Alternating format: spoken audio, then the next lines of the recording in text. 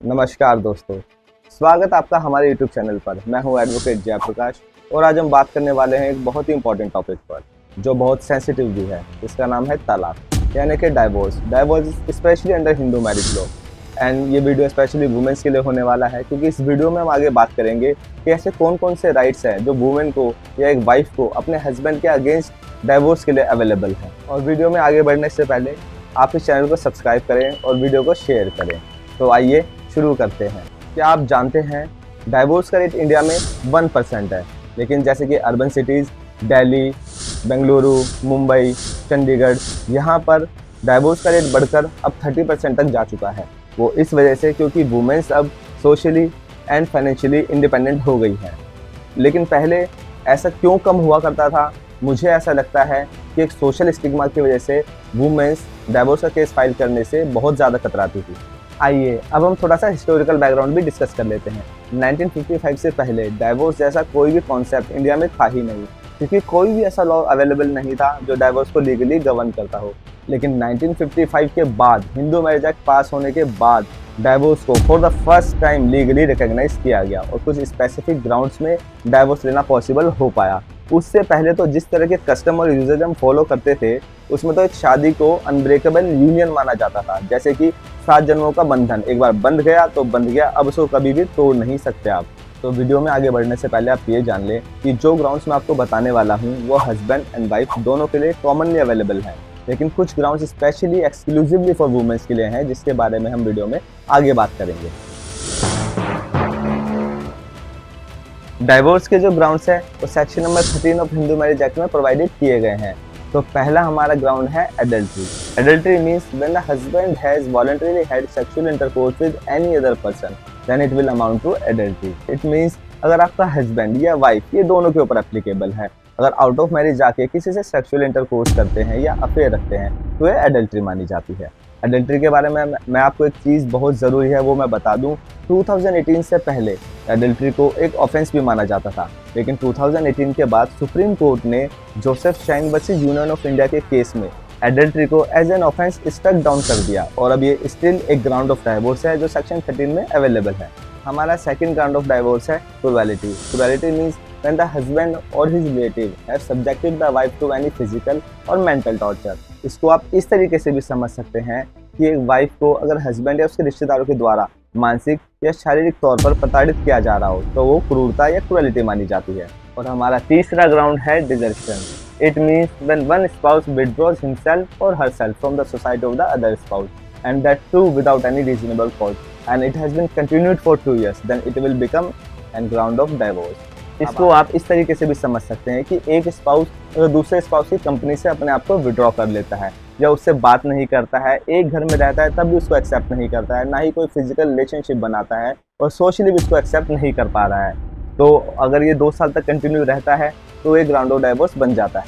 और हमारा फोर्थ और चौथा ग्राउंड है conversion. It means when husband has converted to another religion.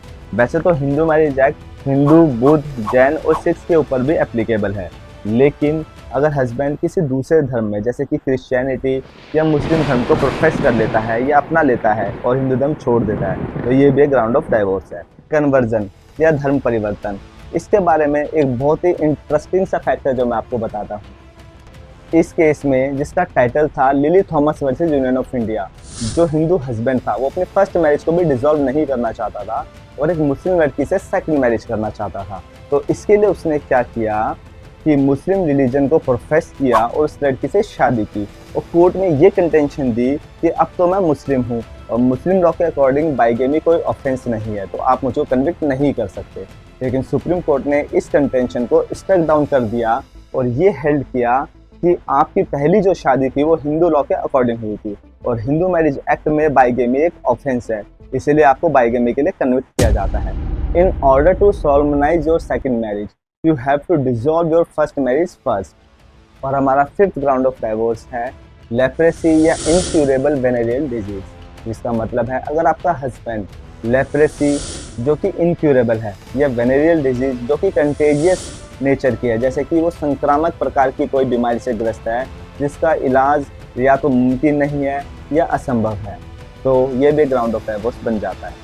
हमारा अगला ग्राउंड है मेंटल डिसऑर्डर या unsoundness of mind. If your husband is suffering from unsoundness of mind और mental disorder to such an extent that married life is not possible any more, then ये भी एक ground of divorce बन जाता है। अगर आपका हस्बैंड एक ऐसी मानसिक बीमारी से पीड़ित है जो इस हद तक जा चुकी है कि एक शादीशुदा जिंदगी उसके साथ बिताना लगभग नामुमकिन हो चुका है, तो ये भी ग्राउंड ऑफ डाइवोर्स बन जाता है। हमारा अगला ग्राउंड ऑफ डाइवोर्स है प्रिजम्पशन ऑफ डेथ, यानी कि मृत्यु की संभावना। अगर आपका हस्बैंड ना तो 7 सालों से देखा गया है ना सुना गया है, तो कोर्ट ये प्रिज्यूम कर लेता है कि ही इज डेड, अब वो मर चुके हैं, इस दुनिया में नहीं है।